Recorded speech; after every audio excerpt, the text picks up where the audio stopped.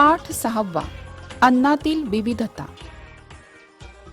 आपल्या देशात शेती हा व्यवसाय सगळीकडे केला जातो, पण शेती अवलंबून असते पावसाच्या पाण्यावर. पाऊस तर सगळीकडे सारखा पडत नाही, तो कमी जास्त पडतो आणि त्यामुळे जास्त पावसाच्या प्रदेशामध्ये येणारी पिकं म्हणजे तांदूळ, नारळ, नाचणी, वरई. मध्यम पावसाच्या प्रदेशात गहू, तूर, सोयाबीन आणि कमी पावसाच्या प्रदेशात ज्वारी, बाजरी, मटकी. पीक चांगलं येण्यासाठी चांगलं बियाणं, सुपीक जमीन, पुरेसा सूर्यप्रकाश आणि आवश्यक तेवढं पाणी यांची गरज असते. आणि म्हणून आपल्या देशात ऋतूनुसार अन्नधान्य आणि भाजीपाला यामध्ये विविधता दिसते. कोणत्याही प्रदेशात पिकणाऱ्या मुख्य पिकाचा उपयोग त्या प्रदेशात विविध पदार्थ बनवण्यासाठी होतो.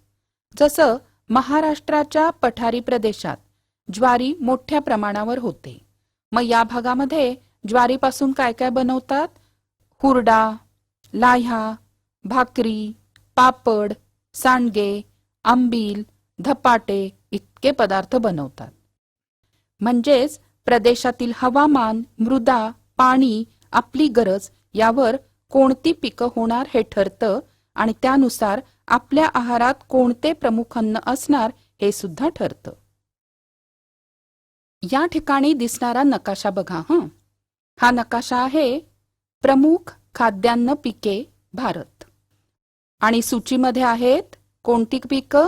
तांदूळ, गहू आणि ज्वारी आणि यासाठी वेगवेगळी खूण पण दिली आहे. आता या नकाशाचं निरीक्षण करून मला सांगा, किनारपट्टीच्या प्रदेशात जास्त प्रमाणात कोणते खाद्यान्न पीक घेतात? आधी समुद्र शोधूया.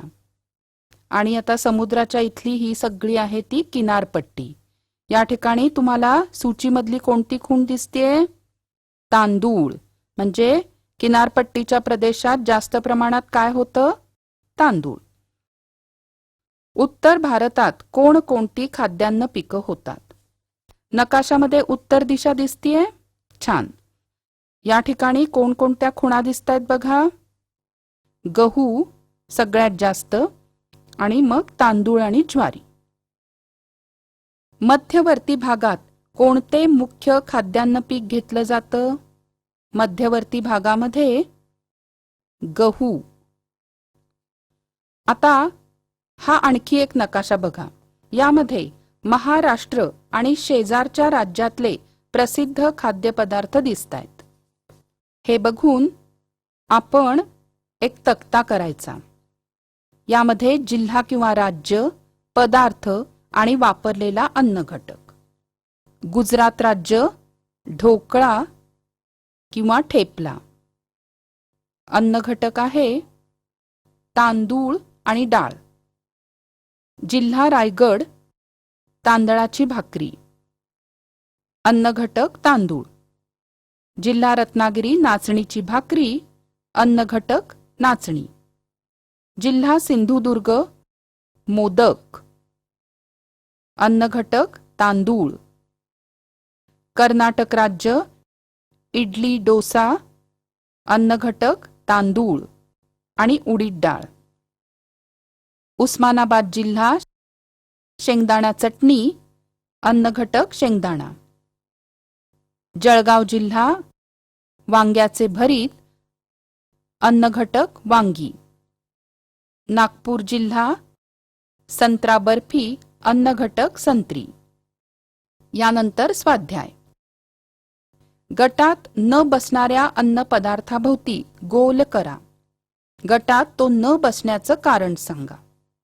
कैरी लोणचे, आंबा, मुरांबा, आमरस.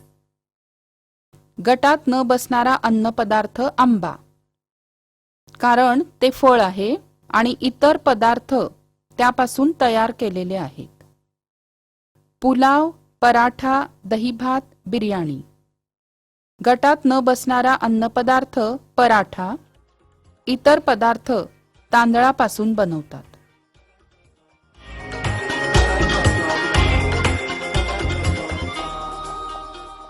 आशा आहे या व्हिडिओमधील टॉपिक तुम्हाला समजले असतीलच। अजून पुढील व्हिडिओ पाहण्यासाठी आमच्या चॅनलला सबस्क्राइब करा आणि इतर पालकांना आणि विद्यार्थ्यांना शेअर करून पुढील व्हिडिओसाठी आम्हाला प्रोत्साहित करा।